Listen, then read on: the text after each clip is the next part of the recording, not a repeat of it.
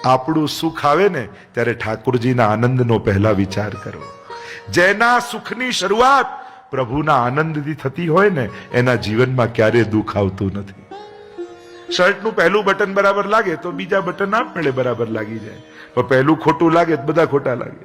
શરૂઆત જેની ખોટી હોય ને એને પછી બધુંય ખોટું થતું જાય. જીવનમાં જ્યારે પણ સારા સંજોગો હોય, સારા દિવસો હોય, સુખ આવ્યું હોય ત્યારે સૌથી પહેલા પ્રભુને આનંદિત કરો, કારણ કે એ પ્રસન્ન થશે ને તો દુનિયામાં તમારા માટે દુઃખ આપવાના કોઈની તાકાત નથી કે તમારા જીવનમાં દુઃખ આપી શકે, કારણ કે પ્રભુ તમારી સાથે છે, એનો આનંદ તમારી સાથે છે. અને આપણે ત્યાં તો વૈષ્ણવી પરંપરામાં તો એ વિવેક જ છે. જન્મદિવસ કોઈનો પણ આવે આપણને પેલા વલ્લભધામમાં પલના કરીએ, રાજભોગ કરીએ, મનોરથ કરાવીએ. લગ્નનો દિવસ આવે, લગ્ન તો કેવા વિવાહ ખેલના મનોરથ કરતા હોઈએ છીએ. આપણી પ્રણાલિકા, આપણી પરંપરા જે છે કે આપણો આનંદ, આપણું સુખ પ્રભુના આનંદ થકી છે. એ રાજી થશે ને તો મારા જીવનમાં સુખ કાયમ બનેલું રહેશે.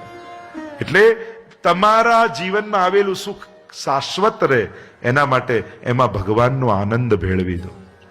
મનોરથ દ્વારા, ઉત્સવ દ્વારા, પાઠ દ્વારા, કાંઈ નહીં તો ઘરે બેઠા બેઠા પાઠ કરો, પણ શરૂઆત પ્રભુનું સ્મરણ કરીને કરો.